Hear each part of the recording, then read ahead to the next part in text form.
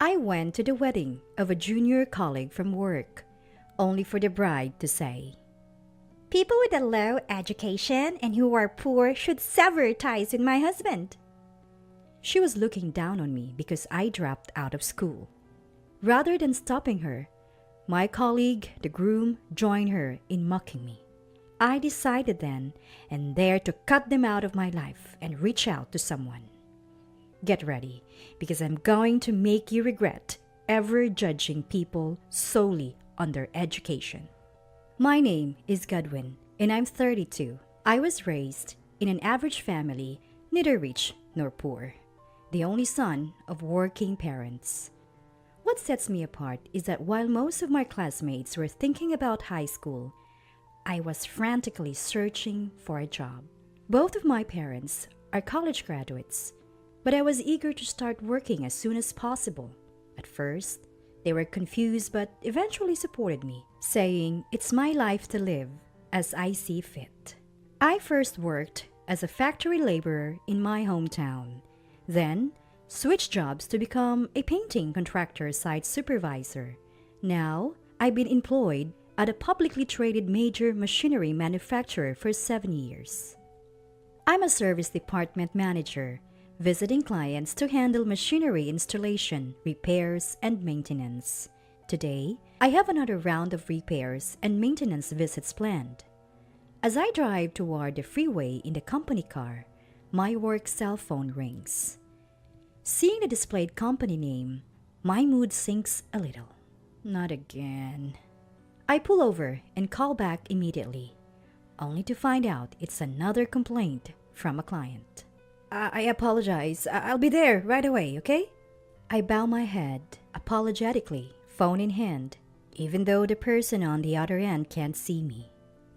Now, I have to rearrange my schedule to handle this complaint first. It's going to be a long day.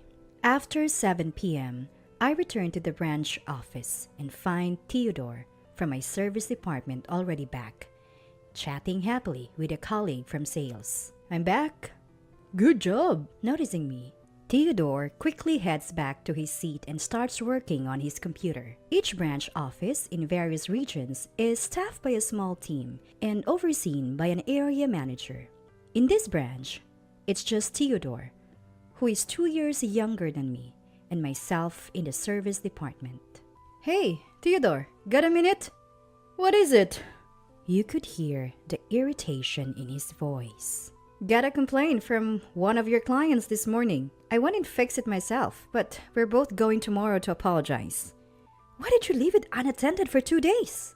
"I had plans both days. The CEO over there is always bossing me around. Maybe they should rethink how they treat me." As usual, all that comes out of Theodore's mouth are excuses and complaints about the client. "I'm reporting this to the area manager." I had to step in and fix a client's issue, of course. I have to report it. Yet, Theodore, without any remorse, snorts and says, "So you're ratting on me again, just because you're jealous of my education. You exaggerated things in your reports." He thinks I, a college dropout, I'm jealous of him? A graduate from a prestigious university. Theodore used to be this polite, humble, and adorable junior. But the moment he found out I was a dropout, his attitude changed entirely. I wouldn't mind if he did his job correctly, but there are too many complaints from his clients, and it's a headache. The next day, we both go to the client to apologize. "What are you doing here now? Your job is to fix this." The president of the client company is aggressive with his words, but it's not uncommon for people in industrial settings.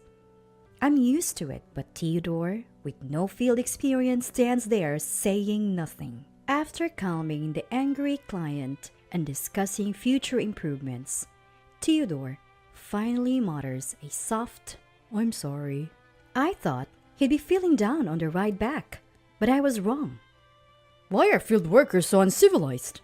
Instead of showing any remorse, Theodore was back to bashing the client. "That CEO pretty much advertises his lack of education with the way he talks. It was embarrassing to witness. Who made the client that angry? Maybe you should reflect on your work. My words fall on deaf ears. You're just out of touch because you've worked in those environments. Even so, if you're going to be in this line of work, you have to get used to it. Theodore laughs mockingly. What are you talking about? I only took this job to gain some mechanical knowledge. I don't plan on sticking around. Typically, people like Theodore would spend 2 years in service, then move to sales. But he's been here for 3 years. Nobody's going to move a guy with so many complaints to a sales position. He genuinely believes the bad reports are all because of me being jealous. If that's the case, all the more reason to get good at your service job. Show some sincerity to the client. Sincerity? When his attitude is that bad? There's no sincerity to talk about. Maybe it wouldn't bother me if he was on the same level as me, professionally speaking. I couldn't bring myself to say another word to Theodore. One day, I was on a business trip to set up some machinery. The test run didn't go as planned due to some glitches, so I had to stay overnight to fix it the next day.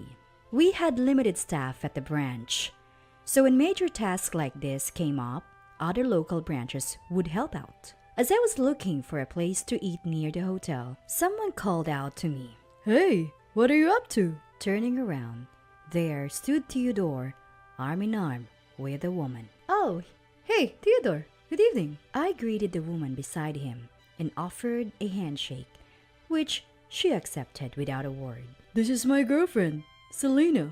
She's from around here. I felt like I had seen her somewhere before, but I didn't dwell on it. Theodore invited me to dinner, and I accepted. After ordering, Theodore started to gloat. Actually, we just got engaged. She graduated from the same college as me, and her family is quite wealthy locally, and definitely on a fast track to success. That explained the dinner invitation. He wanted to show off his fiancée. As for Selena, she barely acknowledged me, not making eye contact and offering only occasional nods to Theodore.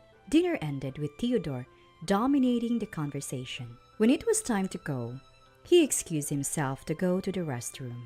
Left alone with Selena, she broke the silence.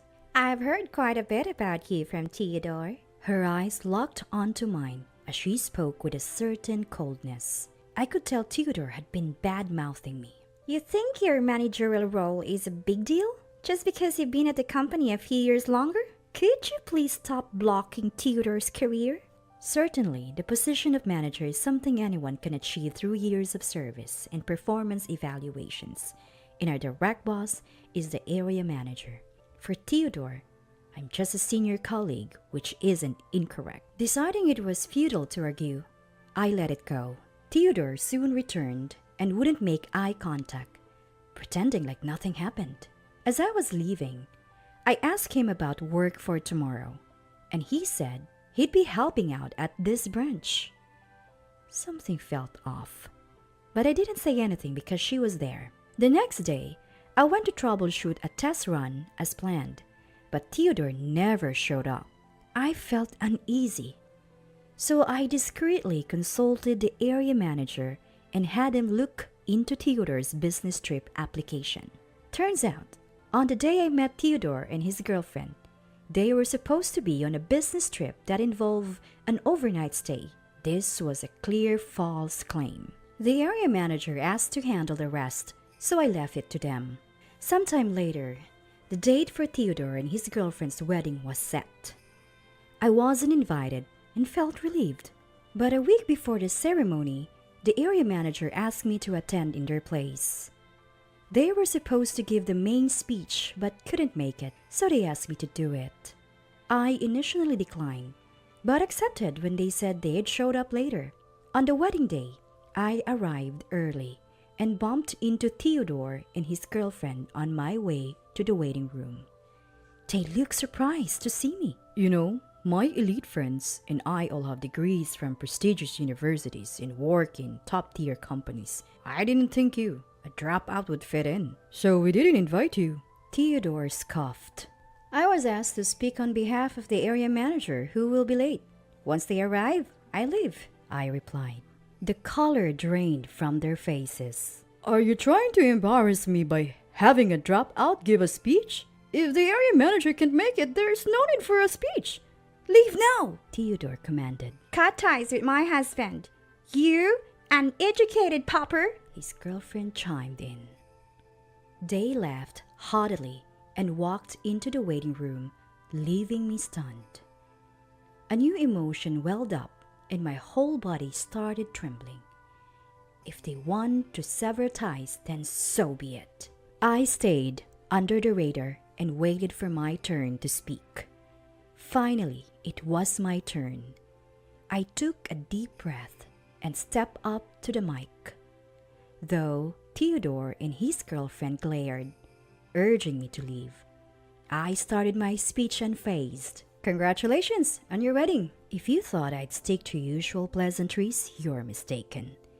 Theodore isn't exactly commendable in his job, but this is a celebratory occasion, so I must use only the highest praises. Top tier graduate, Theodore.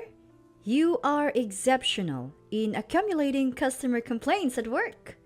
Your unrepentant and arrogant behavior, always blaming our clients, really showcases your thick skin. I'm always impressed. Stop it now!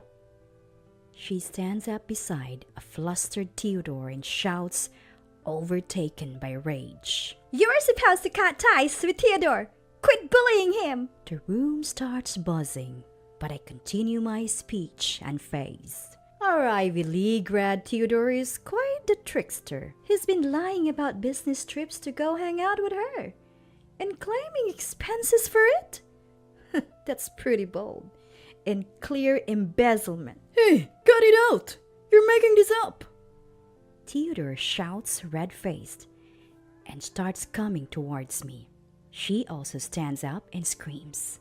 What's your evidence for all of this? Are you insane? The room descends into chaos, prompting the MC to nervously ask me to stop. I thought, maybe this is as far as it goes.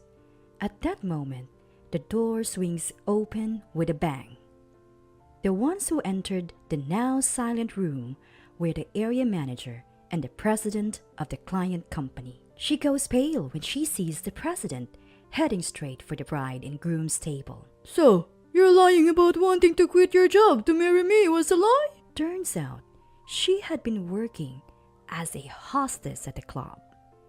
I recognize her because I was once told at the club that she was the one I was supposed to marry. I had contacted the area manager to bring the president after realizing her true identity in her dressed-up appearance. I lent you money to quit your job and pay off your debt. Then you disappeared and planned to marry someone else? That is... She couldn't come up with any excuses when faced with the calm president. Even Theodore didn't know about her working in the hostess club. He storms back to her and confronts her. What is going on? She snaps back. You act all elite, but you are a no-good criminal. Even worse than a dropout. That dropout's just jealous of me. It's all lies. The area manager quietly stands in front of the shouting Theodore. We have evidence of your actions, and we'll be reporting them to headquarters. You'll be suspended until a decision is made. Realizing the gravity of the situation, Theodore stands there, his face ashen. The president says to her, We'll be speaking through lawyers from now on. The once defiant woman breaks down in tears. The MC wisely suspends the ceremony and the guests are asked to leave. I leave the scene with the area manager and the president. Rumor has it that Theodore and she had planned to get their marriage certificate after the ceremony, but now it's off. Both families are blaming each other and fighting over the wedding costs. Theodore was fired for misconduct, and they're calculating the exact amount he embezzled for restitution. The only thing that stings a bit is that the area manager also received a pay cut for poor supervision of his subordinates. Theodore had timed his business trips to coincide with days when major tasks like machine installments were happening, and the area manager had approved these trips. As for the woman facing fraud charges from the CEO for her sham marriage, she'll likely be tied up in court for a while. Of course, I've cut ties with Theodore and haven't spoken to him since that day. As for me, I'm just going to continue living my life with my head held high.